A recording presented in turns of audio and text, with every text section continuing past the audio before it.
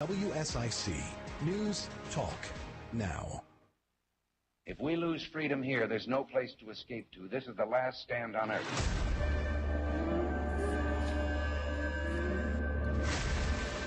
All Things Saine with Representative Saine.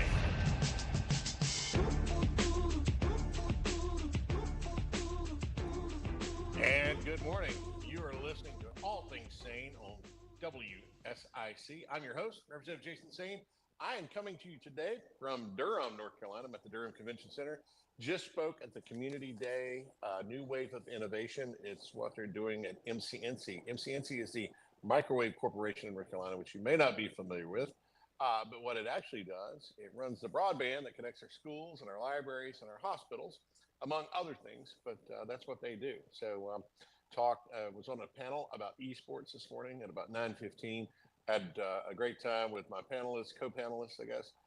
Had some folks from Wake Community Technical College, had someone from NC State, a student from NC State, or a student from actually one of the high schools, and also Converse College. And then Ed Tomasi, who works in the esports business, recruiting esports events to Raleigh and the general area. And he does that. And then, of course, myself. And we were talking about esports. So it was a lot of fun. Great to be on with you today. Had a quick change of plans because traffic was such a detriment this morning. Trying to get back to Raleigh to do the broadcast from the office was just not going to work. So we decided we would do it here at the Convention Center. And so far, so good. We'll see. Joining me today will be newly reelected Charlotte City Councilman Tariq Bokhari. He'll be here after the 11:15 break, and we'll talk to him, talk about his election night victory. It was a close one. We had a number of close ones in the area. We'll pick his brain a little bit, probably talk esports a little bit, because if you know, you know. And he and I enjoy that together. We don't get to play nowhere near as much as we used to together because we're too involved in the actual promotion of esports. But we'll get some perspective from him. He'll join us live via video chat, always giving new challenges to our board operator, Bill. He's the engineer. He makes it all work. And so far, so good today. But again, great for you to join us. If you're listening over the air, if you're watching the podcast later or listening to the podcast later, great to have you any which way you connect. We do get a lot of great feedback. You can also join our newsletter, our e-newsletter from my office, if you want to keep up with what's going on in District 97. That's Lincoln County, which I had the privilege of representing. But you can also find a lot of good stuff about the state and what the state's doing and kind of be informed, if you will. Just shoot me an email. It's jason.saine, S-A-I-N-E, jason.saine @ncleg.gov. Love to have you be a part of the newsletter. We send it out about once a week, usually on Sundays. But, we do the best we can with the travel schedule and everything else that goes on. So we generally get those out on Sunday. But no one, there's one guy has to be pleased by it. I guess it's me as far as when it goes out. So as soon as we get to it, we get it out. But usually about mid-afternoon on Sundays. Love to have you be one of our e-newsletter subscribers. It doesn't cost you a thing. We don't advertise. I am forbidden from campaigning to you on it. It is something. It's an official publication of our office, so it's not a lot of fluff and that type of thing. So it's really just about what's happening at the legislature and about what's happening in North Carolina. So what's happening in North Carolina is a lot of wildfires. I didn't realize till this morning. I was driving from Raleigh to Durham here to the Convention Center and realized, man, it still smells like smoke. I mean, of course, I was used to smelling it at home, thinking that at home, not that big a deal. You could realize that if the fires are happening in Wilkes County or Watauga or in Cherokee, conceivable that smoke's blowing over into Lincoln County, into the Lake Norman area. But all the way over in Durham and Raleigh, you can smell it pretty strongly. That is happening, and I guess it's probably from other places as well. I'm sure Virginia's probably suffering as well as Tennessee. It's just been so darn dry. But was shocked to learn that there were 7 ongoing wildfires across the state of North Carolina after I did a little Googling while sitting in that traffic I was talking about. If you think traffic's just at Lake Norman, not so. We've got it here in this part of the state as well. Again, got a jam-packed show for you, as you might imagine, as always. Had Jeff Pillars on last week. Hopefully you enjoyed that. If you didn't get a chance to catch it, go back to the podcast archive. Listen to Jeff Pillars. Jeff Pillars is a great friend. He's been on the big show for many, many years with John Boy and Billy. We met a couple times, a couple years ago. And of course, obviously, we get together as often as we can. And he got to join the show for the first time. We've been trying to get him to join the show since we started in July. And it finally worked out. And glad to have him on. I know him by some of his many voices on John Boy and Billy, but you might pick up on his voice from Bojangles commercials to everything else under the sun. He's done a lot of voiceover work, but just a fun guy. He even got to mention in one of his books about pets because of the work that we did on puppy mills and trying to end those in North Carolina. It's an issue that he cares about as well. But again, coming to you live today from the Durham Convention Center. Not exactly the place we thought we'd be broadcasting from today, but they do have high-speed broadband, and the folks here were very accommodating. Said we can get you a room where you can at least sit and talk privately and do your show. So that's great that we're doing that. But a lot of policy leaders on broadband initiatives here at the convention center. MCNC does what they call Community Day. It's really something over the course of 2 days. Topics like esports, women in tech. They have their Community Day awards, and then of course cybersecurity and AI. They do a lot of different topics. They talk about a lot of different topics. A lot of breakout sessions. My favorite, I'm sure it's a breakfast for tomorrow, but it's business with bacon. I won't be here for that, but man, that intrigues me. But then also talking about things like ag tech, quantum network and devices. A lot of things that are working on in terms of expanding broadband in our state, and they do a wonderful job doing that. And then also how they're going to work with electric co-ops and broadband opportunities. We wrote a bill, or wrote into a budget bill, I think it was 2 years ago now, and started to keep up, that we call it a broadband accelerator, where we were taking one of the impediments to broadband in rural areas was whether or not you could get access to poles that might have been bought 10 years ago, 20 years ago, still had a life expectancy of what they were, made to do, which is deliver power, and couldn't withstand holding up broadband equipment onto those poles. So we put together a program with some of the federal dollars that came down and said, hey, why don't we purchase the poles, make it site ready for you, so it's not an additional cost to the co-ops, because they would have to pass those costs on to their customers or their owners, if you will, which I am one of them. My power comes from a co-op. So we were able to do that, but that of course takes time to roll out. And of course we got to get approval from the federal government, since we're spending money that they bequeathed us, our money, but now we got to get permission to do it. Only the federal government can do it that way. But anyway, that's something that we're working on, something we were talking about with some of the folks here. A lot of interesting topics, like I say, here in Durham. But coming up next on the show, we're going to have Tariq Bokhari, my good friend, city councilman and city councilman-elect. I guess he'll take his new office probably in December. I think that's normally when it happens at their first meeting. We'll talk to him about the political landscape in Charlotte and what all's changed. With the local elections, there were some changes here and there. I'm sure that have been talked about on other shows, but how it impacts the region is something we'll talk about. Just the other day, was in Mooresville talking about transportation issues. That was the big topic with the group that I was talking to. I say just the other day, that might have been Monday, but we were talking about that and just some of the things where we'll innovate. But you are listening to All Things Saine here on WSIC. We'll be back. We'll have Councilman Bokhari broadcasting to you live today from the Durham Convention Center at the MCNC Community Day.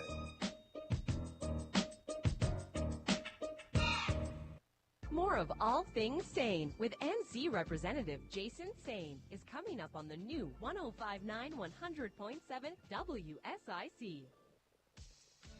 Good work. Here is your WSIC community. Thank you, sir. This clock helps. Is coming to town. Excellent. And you're to text. Brookdale Village from 2 to 7 p.m. this Saturday. Yeah, you hit the mark. The Perfect. 18th. WSIC will be broadcasting live from the event. Activity Row, Brookdale on Ice, beer garden, dance performances, and the tree lighting parade. Dance away the end of the night with live music this Saturday. The fun begins at 2 p.m. and the tree lighting ceremony starts at 6. For more info, visit BrookdaleVillage.com. It is the last weekend of the season for the Davidson Farmers Market. Come out and enjoy the wonderful local vendors. Saturday from 9 until noon. the last weekend of the year for Davidson Farmers Market. For more info, visit davidsonfarmersmarket.org. Hit songs from the 1950s will have you wanting to boogie all night long. The Winter Dance Party, this Saturday night, Charles Mack Citizen Center. Doors open at 6. For more info and to purchase tickets, visit ourtownstage.com. Mike Ferris and the Fortunate Few are coming to Kane Center for the Arts this Saturday. Mike Ferris is a Dove Award-winning artist. Americana, rock, blues, and gospel. Come enjoy a fun night of great music. Mike Ferris and the Fortunate Few this Saturday. Doors open at 7 p.m. kanearts.org. Have an event you would like to tell people about? Yard sales, estate sales, and everything in between? Visit WSICnews.com and click on events to submit your event today. The Renaissance Festival is back Saturdays and Sundays now through November 19th. Save your dates. Don't miss the Renaissance Festival. Tickets available online only at renfestinfo.com while supplies last. And now for a look at your weather forecast from the WSIC Weather Center. Cloudy skies through the remainder afternoon. That high temperatures only getting up near 59 degrees today. Heading through the evening, clouds are going to remain in the area. Mostly cloudy skies. Your overnight low yet again below 40 degrees. We're looking at 39 tonight. This has been your weather forecast from the WSIC Weather Center. And just to be fair, because, time's You're out. home for non-stop Christmas music. You serious, Clark? Starting at 12 a.m. Thanksgiving Day. Breaking news, expert 15. analysis, and the stories that matter most, all in one place. Here comes your music. Acknowledge seeing flames is a scary situation. WSIC News Talk Now. If we lose freedom here, there's no place to escape to. This is the last stand on earth.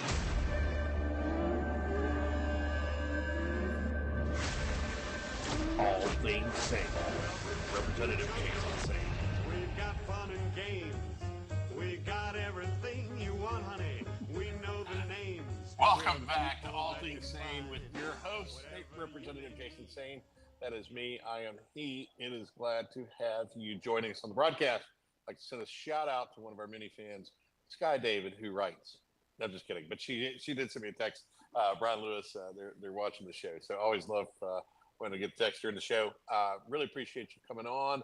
Tariq Bokhari, the newly re-elected city councilman in Charlotte, North Carolina. Where are you, sir? That's impressive. Yeah, can you hear me? First of all, Jason, long-time listener, second-time caller. I thought you'd really appreciate me joining live from the set here in Charlotte of Vessel, the Varsity Esports and STEM League, because starting tomorrow, this week's big tournament is Madden. So I figured this is kind of the Barstool Sports casting couch for the Madden tournament. So I figured since you've been such a big part in making all that stuff happen, esports and STEM-wide across the state, you'd at least enjoy getting to see this little Barstool setup we've got. Well, that is most impressive and certainly is outdoing my very nice, accommodating, neutral beige walls behind me. That looks like a fun place to hang out. I wasn't expecting that, sir. That was my goal, to shock and awe you. So if you listen over the radio, you got to go back and watch the broadcast on YouTube or one of the other video where you can watch the podcast on video, because it is an impressive setup you've got there. Is this in your home? No, this is in the Vessel HQ, man. My wife wouldn't allow me to take up this much space at home.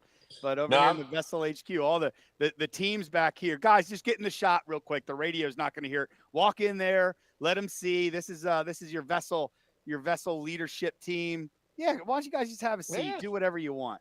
That's awesome. I love it. Well, again, certainly beats my beige walls, which are very nice. But they are collapsible, which is also awesome, right? We are at the Durham Convention Center in Durham. I was speaking at MCNC, their Community Day today, which is a really cool thing that they do every year. The title of this year's conference is A New Wave of Innovation, and we were talking about esports. Go figure. Had Ed Tomasi on the panel with me, a student from NC State, and also some folks from Wake Tech and NC State. So great questions. A lot of interest in esports. Your name was invoked a time or two about some of the things that you're working on. So weird and oddly enough. Well, one thing you'll be happy to know, as you guys have really doubled down on both the power of esports and itself. Again, giving a lot of kids the experience of traditional varsity sports, teamwork, leadership, all the things that are there, but then also serving as this amazing bridge to STEM education, to creating the engineers and the workforce of the future. I mean, we are light years beyond what a lot of states are doing right now. I think they're looking at us at this point as the leader, and with just the Vessel League that is now rolling out across all 100 counties of North Carolina, 170 schools are now actively participating. 3,000 kids every week are participating. Last week, we had a Rocket League tournament with 96 teams across the state playing. This week, as I said, is Madden. After Thanksgiving, we move on to Smash Bros. The week after that, Valorant. And here's the thing I was saving for you. The week after that, my friend, is not only the Call of Duty tournament, but it's the first tournament, we believe, major tournament worldwide with Modern Warfare 3 and the new release there. So we're off to a great start. And the STEM competitions, if you think that's exciting, are even more exciting than that. Well, that's impressive. That is very impressive.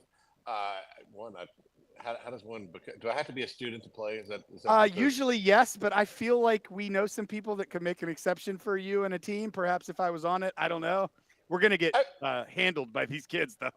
Well, we could add comedy relief for these kids, right? Yeah. We're skilled. We're just not that skilled. That's impressive. So just so our listeners know, we'll get to talking politics here in a minute, but let's talk about that league that you're talking about, the Vessel League. That is something that is brand new. It's not something that's been around for 10 years. And you've got, did you say 170 schools across the state participating? 170 schools are participating. Our goal was, by the time we get into the spring, to be at 200, and then by the end of next year, 400. So we are already tracking and on pace. So 170 schools. There's roughly just over 700 high schools in the state of North Carolina, public schools.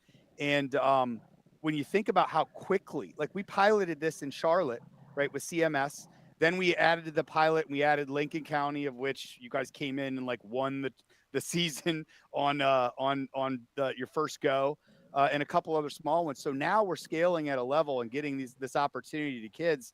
And it's what's shocking to me isn't that we're at 170. That's an awesome number and a lot of work to make that happen. But that 3,000 kids are participating. That just shows it's not like one kid at a school and then all of a sudden the box is checked and it's there.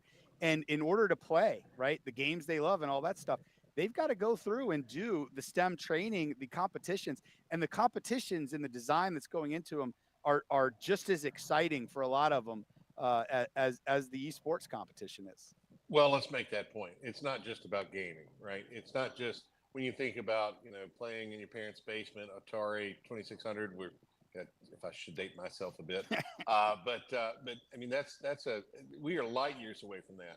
These are real, honest to goodness, career ready workforce skills that we're giving these kids through this program. So it's not just about gaming. Gaming is simply the vehicle to get them there. Yeah, exactly. And think about this for someone who's skeptical, still listening. Oh, games rot people's minds. You and I both have kids that play games, right? Mine are a little younger, but at the same time, I actively push them to do this stuff because if you structure it properly, it is 100 times more effective than going to school and someone saying, you need to learn this or that. Like you're in there and all of a sudden, for an example, you're playing a video game, competing with professional casters. It feels like you're on ESPN or Monday Night Football with a commentator talking. You're so excited. And then all of a sudden you realize with a little bit of a trick, well, the next game is in competition is them designing their own game in the Unreal Engine with our partners from Epic Games in Cary, North Carolina. And so they go into configuration mode and they don't know how to code, but all of a sudden they've built a universe and they don't realize that they're coding. And then as they start competing, they realize I need to go from basic to advanced mode where I'm coding in C# to get an edge and win the next competition. And it's like everything about kids and getting kids to do the things they need eating their vegetables before their dessert, stuff like that.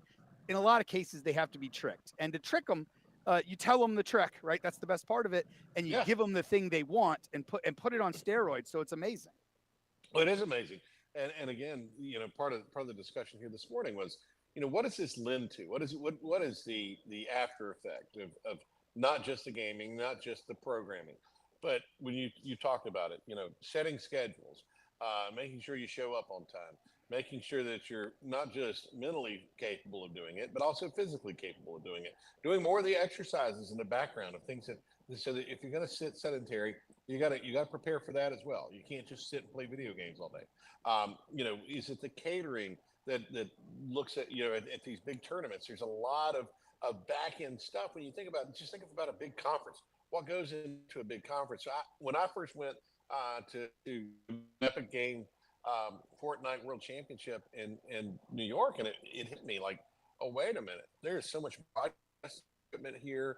They're literally going worldwide. When you talk about this Call of Duty tournament coming up, it will be worldwide. It will be accessible to anybody and everybody in the world, and it'll be coming right out of Charlotte, North Carolina.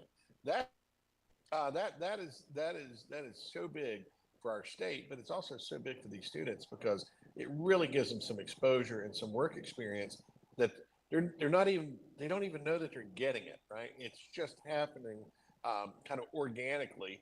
But end of the day, and we had a young man on the panel today talking about what esports and the competitive nature of it and everything else has meant for him and his future job.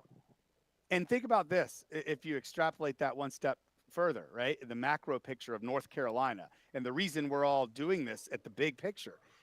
In one of my roles in city council here, I recruit companies, tech companies to town. We have one that is massive, a massive company that's considering us and a couple other places. I told them, you're not going to be able to beat the talent that's in South End and different things like that. But then as they're thinking about their long-term strategic pipeline of talent, I said, right now we've got 170 schools, 3,000 students that are engaged in our backyard with STEM and development and engineer propensity. Imagine a year and a half or two from now, when you 10x that multiple, when we're covering all 700 plus schools, all of a sudden you're talking about every year we're graduating 30,000 people that we have gotten into the STEM space. They're there. And then we have the ability through our apps and our platforms to ultimately shepherd them, not just to jobs, but to tailor the training they're getting in that experience to that of that company. I mean, nobody has something like that. And we lose more talent out of state in our tech talent when kids graduate. Some kids don't realize they'd be great at tech and they don't get the experience. What we're talking about is harnessing a workforce that will be the future and make us competitive against places like China and India and other places that are doing it better than us right now. Well, that's the exciting part of it, right? I mean, I mentioned the end game. Where do we end up, right? I mean, it's not some dystopian future. It's actually a real future with real jobs, real companies coming to the area, economic opportunity for kids from all over the region, right? It's not just, as long as you've got a connection, which we're working on, and we're spreading broadband like wildfire. I shouldn't say that with wildfires going on, but nevertheless, we are spreading it all across the state. So kids will have that opportunity, and then getting into these schools. That's the interface, right? So even if they can't get it at home, they're getting it at school. And then being a part of this and seeing what the future could be for them, I think is very important. You're listening to All Things Saine. Tariq, Bokhari, City Councilman, we'll be back in just a moment. Really appreciate you listening. There's more All Things Saine with NC Representative Jason Saine on the way from the new 105.9 100.7 We haven't even had a chance to catch up on that. So I know. Keep in mind, we're broadcasting too during the break. So don't say anything weird. Well, I'm just saying. Weirder than normal. Don't trash your competition too much. Right? Yeah, I already did that. Well, you can spike the ball. Just use nice words. Yeah. That is impressive. So I knew you'd love this. I told the guys, I was like, I'm coming in. I'm going to do it from here. He'll love that. Dude, I love it. That's awesome. Had no idea. And I feel a bit inadequate with this. Yeah, you got to step your game up, bro. This is an emergency, and because the panel was fine, but the traffic and then the after, you know how you do a panel, you don't think, oh, well, I got to hang around for 15, 20 minutes to talk to people afterwards.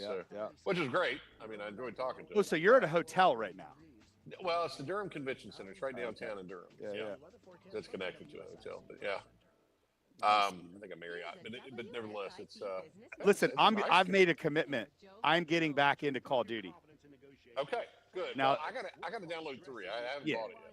I've got to download probably for 3 days straight to catch up for wherever I left off. So once we get there and I dust off the old rust, I'll ping you and we'll play. Okay. All right. No, I'm all about it. Because I do the 3 goals every night where you got to get so many KDs with a battle. Oh, so you're still playing every night? Every night. Dang, man. I haven't even touched it. I don't even know how long. It's my wind down. I've got a PlayStation 5 in a box. I was worried I wasn't going to get a PlayStation 5 for Jackson because that's what he wanted for his birthday. So I had 2 different people out trying to get them. And so I've got one in a box. And I'm thinking, well, I'll just bring it to Raleigh. And I haven't even taken it out of the box yet. It's been in my right inside the door in my living room for forever. Well, since June. I mean, that's how behind I am. But at least I've got the other setup. I can play Call of Duty. So. But it's we'll talk a little bit about the victory. I think we got another half a minute here before we get back from the break. Okay. But when are you in Charlotte next? I'm coming through in the morning and stop over at the stadium, talk to Biff for a minute. And then I head to Asheville for a caucus thing, and then I'm back on Friday. Are you doing cigars next week with the coach? Yeah, probably will. Yep. You want to be a part? I'm going to try to be there. Okay, cool. Yeah. 30 seconds. 30 seconds. A smooth flavor profile with a bright beginning, buttery caramel, and baked chocolate finish. Black powder coffee. That's how ill-prepared I am. I'm having to drink Pepsi. Jealous. You got to talk about the victory like this. You give me ideas for a 10 seconds. This is WSIC News Talk Now. If we lose freedom here, there's no place to escape to. This is the last stand on earth.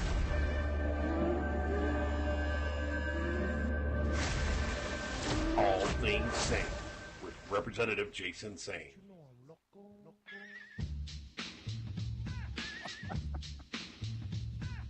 You're listening to All Things Saine here on WSIC. We are insane in the membrane because we're talking to my good friend, Charlotte City Councilman Tariq Bokhari. Sir, let's talk a little politics. We've talked some esports, and if you're watching, he's sitting in what looks like the ultimate man cave, by the way. He said his esports facility there. He's got the couch. He's got the football field underneath, the Panthers logo in the back. That's pretty awesome. By the way, you said you're going to be playing Madden. On my Madden, my Panthers are 8-0. So I don't know what's happening in the real world, but I know my Panthers are doing well. You should stick with the game then. Maybe so. Maybe so. I didn't even get a chance to watch the Chicago game, but was told I'd probably better use of my time. Hey, look, it's just part of building a new team with a new quarterback. Yep. But hey, you had a big victory on Tuesday night. We were texting a little bit back and forth. I was watching from home, trying to get all the statewide information and consuming that. And it was a close one, but you said it was going to be close. Pulled it out, man. Congratulations. Well, thank you. Yeah, I mean, I don't think a lot of people realized how close it was going to be. My district here in Charlotte, for those who don't know, there are 7 districts and 4 at-large seats and a mayor that make up our city council. There are 9 Democrats and 10, including the mayor, and 2 Republicans. And those Republican seats are no longer safe. People think that they've been a stronghold, and they were for a long period of time, but for the last 10 years, they've been falling off. I mean, the reality of all this is my district with the exact precincts I have is Biden plus 21, right? Is Beasley plus 19. In the same election right now that I just squeaked out a victory by, 350 votes or so, Vi Lyles, the mayor, who had a Republican on the ballot against her. This was a plus 30.5 Vi Lyles district. Wow. That's a good level set of like when I saw this data and kind of knew what we were heading into. I wanted everyone to be real clear. Like this wasn't like, oh, Tark's just trying to raise some money and he's going to win. I was like, we're going to have to throw everything we have at this because if once we lose this seat on the Republican side, we won't be getting it back in probably our lifetime. So, well, let me interrupt you for just a minute. So, a very blue district where the Democrat mayor can outdo you by 35 points, right? But yet, if you're just counting raw votes. But if you look at what you were able to do, I think this should actually be a message of hope. It's not just about keeping a seat. It's about how Republicans can win in cities. I think Republicans too often give up and say, well, we can't win them, so let's move on. But yeah, it's going to cost money. But at the same time, when the message is out there, the message wins. When with what you're doing with the city of Charlotte, what you're even sitting in a very stark minority on the city council, you're able to push some really good policy and do things for cities that cities really desperately across the United States desperately need. Kudos to you, man. But that is to me, that's a message of hope, not a message of, oh, we barely are holding on. It's, hey, we're keeping it and we're not giving it up, but we got a lot more to do. Yeah, exactly. And I think if someone asked me what's the blueprint or the lesson learned from this, I think the first thing is there's no single strategy. And when you think of all North Carolina or the entire country, I've been saying this for a long time now. You've heard me say it. There is a separate, distinct strategy for conservatives in top 20 urban-sized cities than rural. So like this playbook is not necessary and does not need to apply in a lot of the other ground we have to keep in North Carolina that is rural.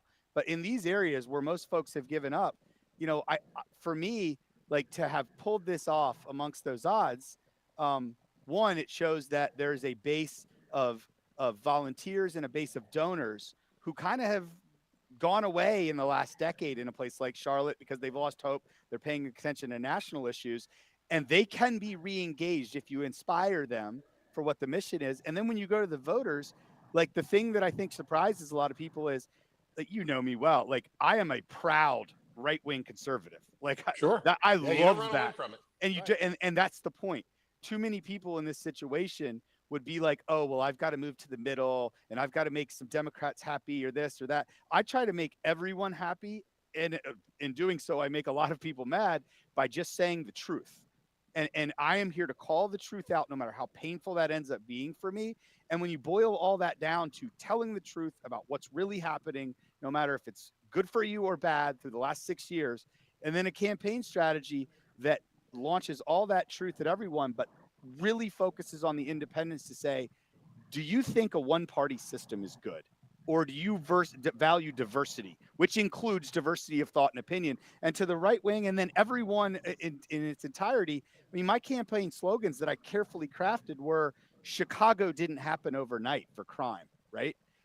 San Francisco didn't happen overnight for homelessness. Atlanta didn't happen overnight for transportation. No one can claim that I went to some moderate angle. I stuck true to it, but then I explained why we made the mistakes, how we made them, and what we need to do. And me being reelected isn't going to solve all that overnight, but it's an important voice to have. And then we've got to make up that ground to start coming up with solutions. We are not Chicago today, but the people in Chicago 20, 30 years ago or Atlanta 15 years ago probably were sitting around saying it's not that bad and it's death by 1,000 paper cuts. Well, no, absolutely right. We look at what's happening in San Francisco this week with the leader of the Chinese government coming in. They finally make it a priority to clean up San Francisco, to get the nationalists off the sidewalk. I guess they relocated their homeless population for a nice show, right? Yeah. But the bottom line is, underlying problems are still going to be there. But 10 years ago, I loved going to San Francisco.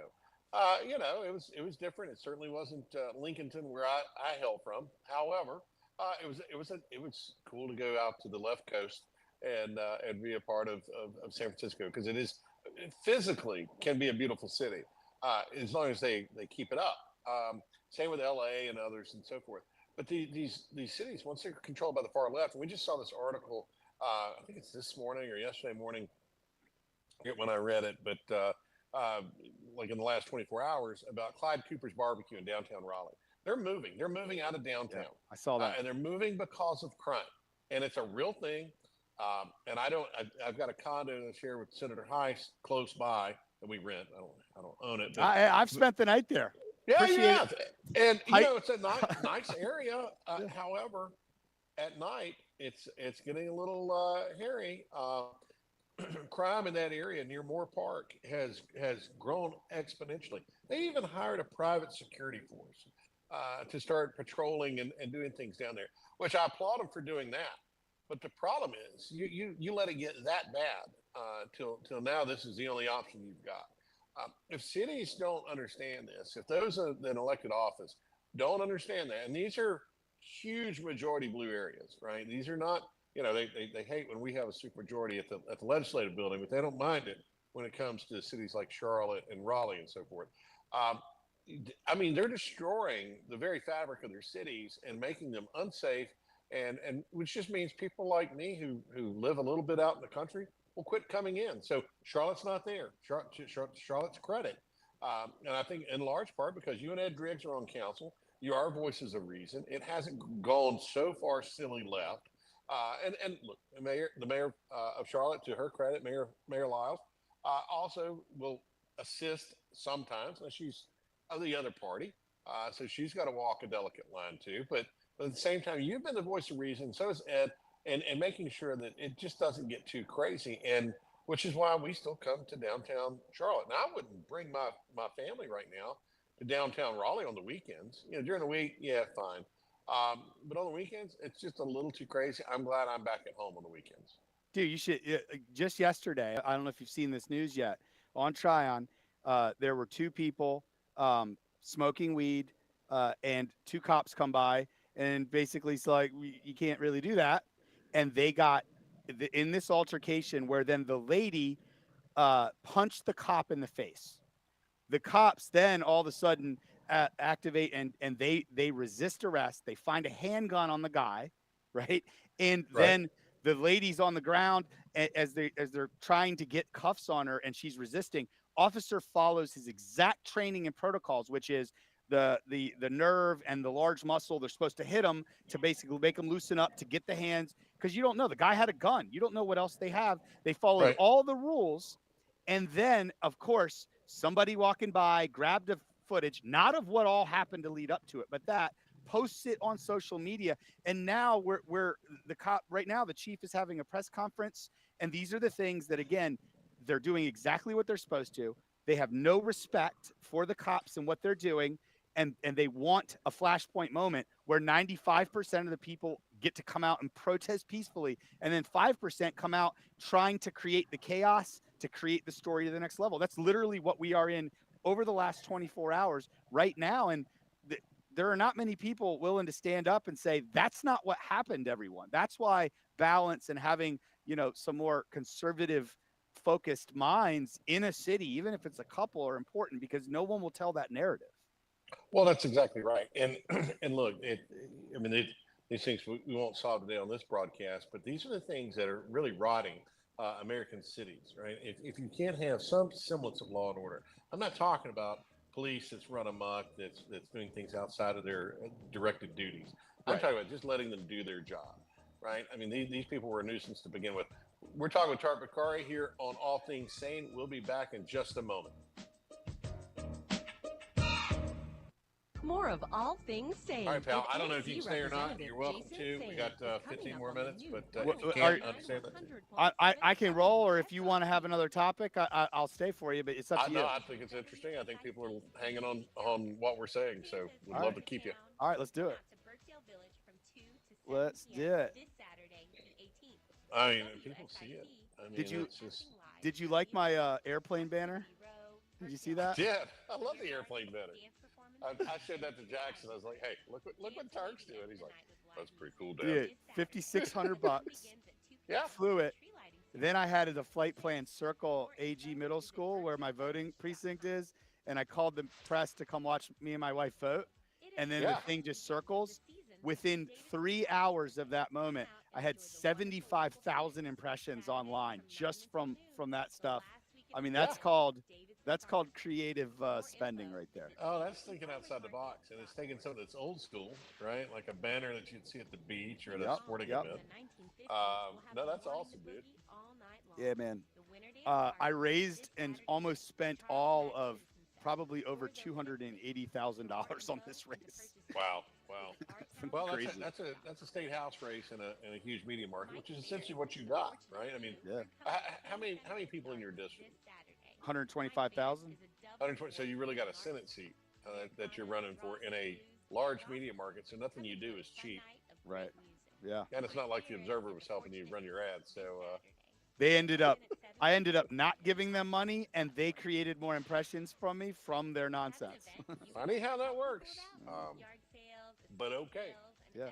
I had to open up multiple battlefronts. I wasn't just competing against one person. I was competing against the media as well. Oh, well, and they sometimes it provides an opportunity.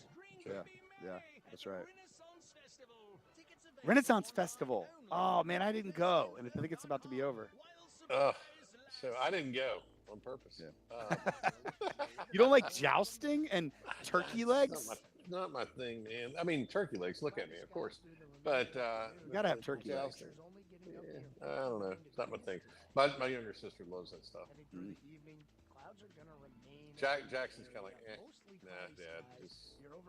We've been a time or two. Not our thing. Yeah. We got a couple. 20 seconds. 20 seconds. Perfect. Non-stop Christmas music. Starting at 12 a.m. WSIC. 76 years strong. Yes, I still the one. WSIC. News. Talk. Now.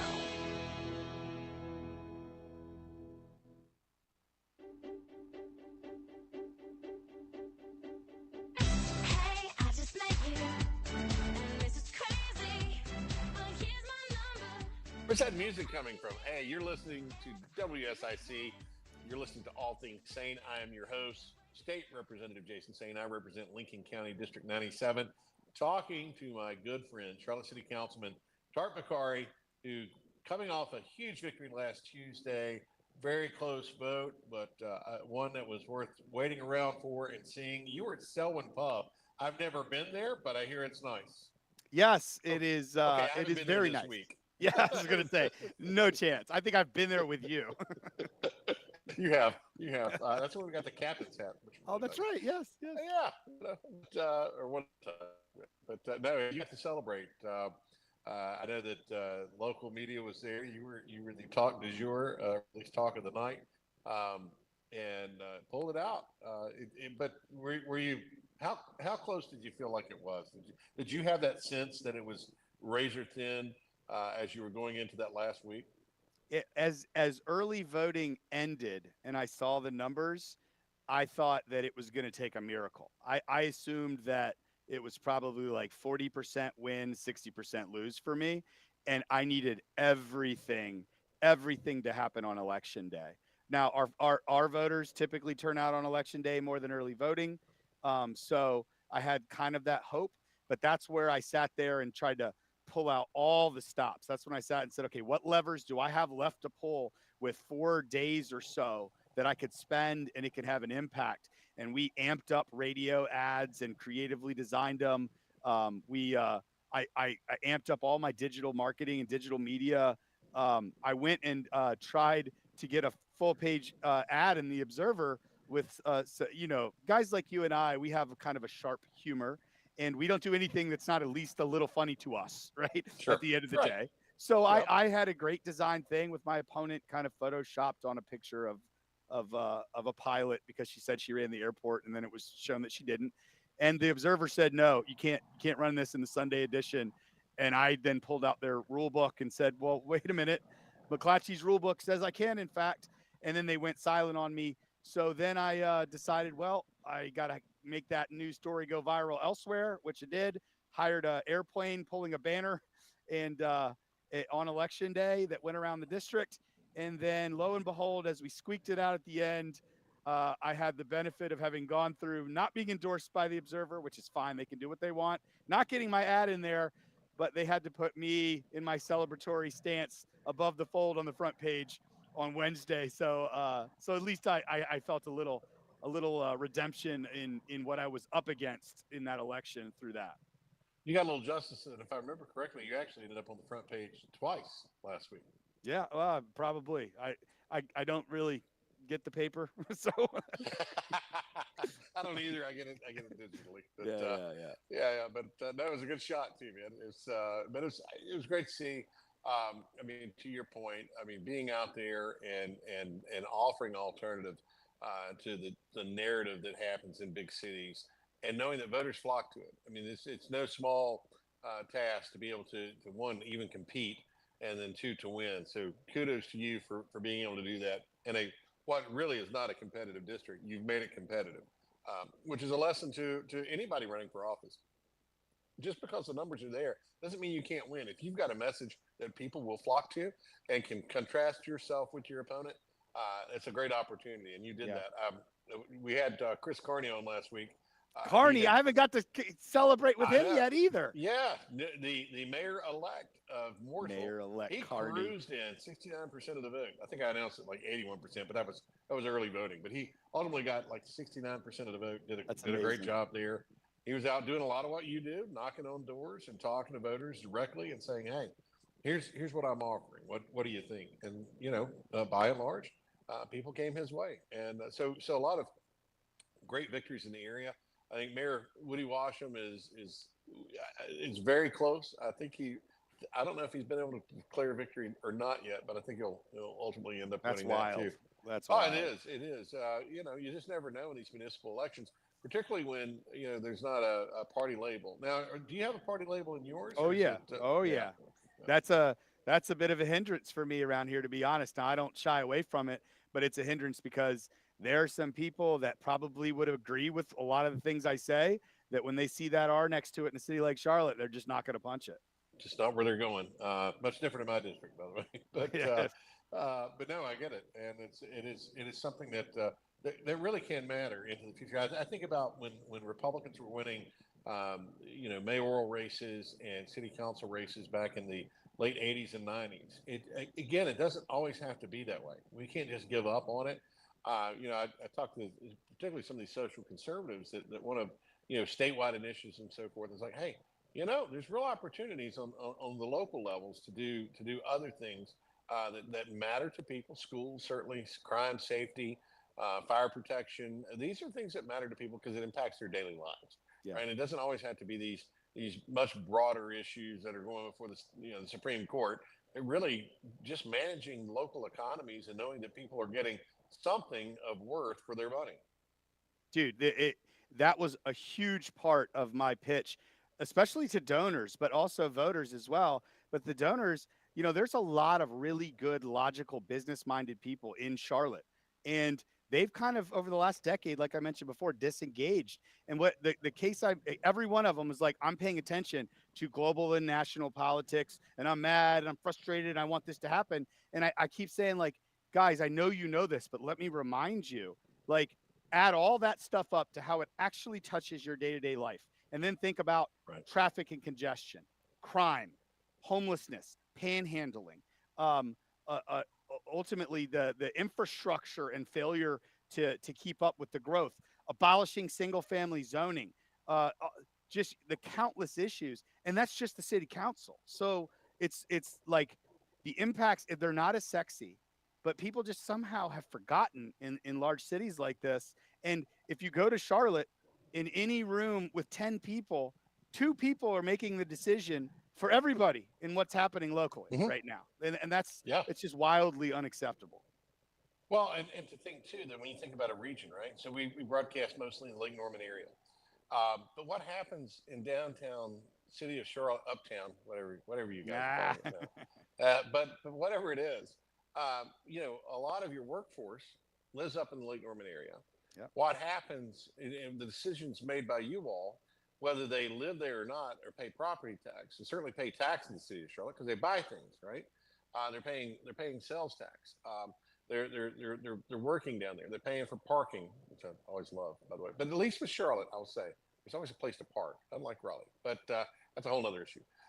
But the fact that the decisions made by you all impacts their lives, whether they realize it or not. But certainly, if you live within the borders of the city of Charlotte, what's happening by those elected council people really can touch their lives either in a very positive way or a very negative way, and it gets back to quality of life. People always, it's a kind of a pie in the sky phrase, quality of life. Well, of course, everybody wants quality of life, but what does that really mean? And it means that if you're not scared to go out to your car at night and get something out of the car, or you're not scared that your car is being broken into every night, or that there'll be consequences for the criminal enterprises that are out there doing those things.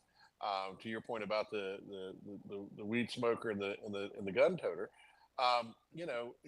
people want to feel safe. They want to be able to operate. They want to be able to, they don't want a police state, but they want a state that's policed. They want to make sure that they're safe, that their spouse or their child or whatever, their property is protected. And a lot of times that gets kind of swept under the rug or ignored for some of these bigger, sexier issues, or some of the things that they're parroting from the national standpoint. Yep. When voters start to ignore that, that's when things really take a slide down the hill. Not 9 out of every 10 conversations we have in this town at an elected level somehow touch on or are directly related to social justice, the social inequities in the system. And look, I'm the first guy as a student and lover of history to tell you, yeah, a lot of that is absolutely real and true, but it is not every single topic that we talk about, especially not at the expense of saying, well, these criminals or homeless people or panhandlers or whatever it is, the system has failed them. Until we fix the system, we're not going to circle back and actually hold them accountable to the rule of law. And what I say to them now is, everything you said is exactly right, and that's the problem they're feeling today. But if you step back for 1 second, Eastland Mall didn't happen overnight, right? The entire east side of town. And if you think that's too old or long distance of a historical anecdote, North Lake Mall didn't happen overnight and where it is today. It is not impossible to think South Park Mall or other parts of town that we are not investing in the infrastructure, we're not paying attention to the crime, can't also go the same route. And that's the kind of history that if you don't learn from and activate in your policy, you're destined to repeat. Oh no, that's excellent points and excellent examples. I can remember, in the late '70s, early '80s, going to that Forsaken Mall and having to ice skate because my mom thought it'd be a great idea to take the kids, and I hated it, but nevertheless, we did it, and we did it as a family, and we would do those type of things at Eastland Mall. And then I can remember being in college at UNC Charlotte, and Eastland Mall was somewhere I would never go again, right? And then it, of course, continued its demise and went away, poof. But same with North Lake. North Lake, when it opened, and the restaurants that would go there for somebody that lived in Denver, North Carolina, and it was a quick ride over for dinner and a little bit of shopping, and then would never, ever think about going there. So those type of things matter. Who we elect matters. Sir, I want to just congratulate you again. Appreciate you being on, talking esports too, and loving that man cave. Not really yours, but it looks like an awesome man cave. I got to figure out how to get the field on the floor. He's got a football field for a floor now. But great having you on. Thanks, brother. I appreciate you. All right. Talk to you soon, Tariq Bokhari. You've been listening to All Things Saine here on WSIC. We do this every week. You can find us on the podcast and find us on the radio. Thanks for listening.